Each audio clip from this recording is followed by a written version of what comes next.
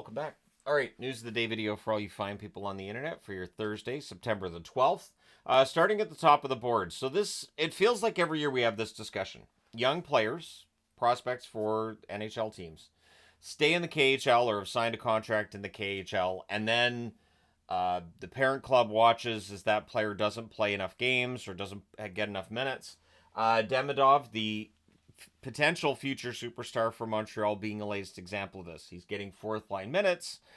He's getting benched here and there too. We're only a few games into the KHL season, but the concern is there, and I understand it.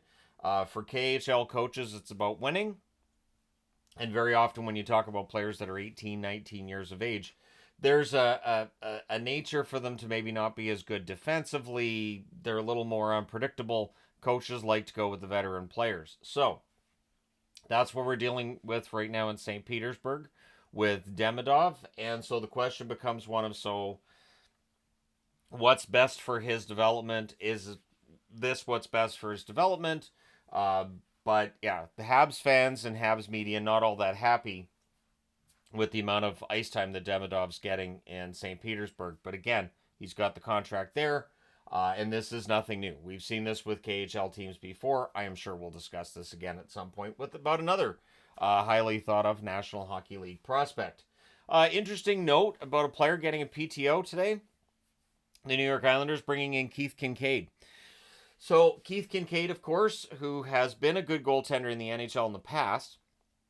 At this point in time, he's not an awful option as a number 3 goaltender, so I absolutely hope that Kinkaid maybe does get himself a contract, maybe with Bridgeport.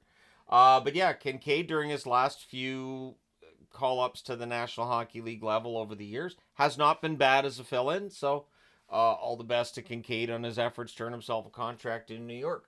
And now the reason why I'm wearing a Devils jersey, Luke Hughes is going to be out 6 to 8 weeks, so he'll miss between 2 and 4 weeks of the NHL season.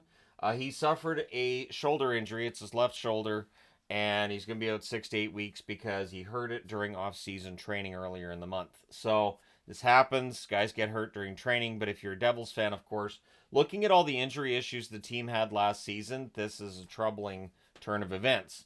You don't want to be seeing one of your top young defensemen out with injury. The good news being that Dougie Hamilton should be 100%, should be able to take over on the blue line, but this is not good news seeing what's happening with Luke Hughes, and so hopefully it's 6 weeks and not 8, and hopefully that's the end of the bad news when it comes to injuries for the Devils.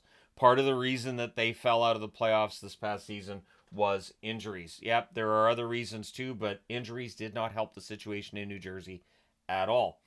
Utah. So Clayton Keller, and he's saying what we already know in this, saying that he believes Yeti is going to be the name for the team in Utah, that they'll be the Utah Yeti, and I do think that's probably what's going to happen. Again, I personally would like to see Mammoth, but that's me, and so that's been the speculation the whole way through, and hearing it from Keller means it's highly likely that's the team name they're going to go with.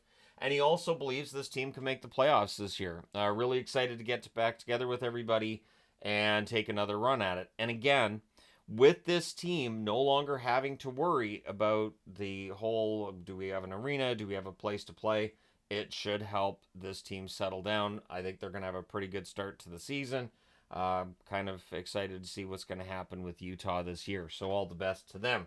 So the preseason starts next Saturday, so not this Saturday, but next Saturday, which is September 21st. There are 3 games on the Saturday, and then there's 10 games that Sunday, and it runs all the way through October the 5th. The tricky part, of course, being that there are overseas regular season games on the 4th and 5th of October, so there'll be a crossover between games that are regular season and preseason, and that always throws people off. Last year, I did reviews of the games that were the overseas games before the season started, and I had comments from people saying, I didn't realize that was a regular season game. I thought it was just preseason like all the other games that are being played today. So that's probably going to happen again this year. I'm just giving everybody a heads up that on October 4th and 5th, early in the day by North American standards and time and all that, there will be 2 games played in Prague, Czechia, and they will definitely be ones that get confused by some with the fact that everything else is going to be preseason on the same day. So I will cover preseason games when they're on TV. Of course, with the preseason, it is kind of all over the place about which games do or don't end up on television. It's not like the regular season where I can watch everything, and I do intend on watching everything yet again. So for people who are new to the channel, I watch all of the games. I've discussed how I watch all of the games on this channel before, and I will be doing my best to do so again this season. Keeping in mind that if the NHL does go to say 36 teams, it just gets more and more difficult all the time. But at any rate, there you go. Let me know your thoughts in the comment section below as always. Don't forget to hit like and subscribe in the event you've not done so already. Thank you guys so much for all your support as always. I will talk to you again soon.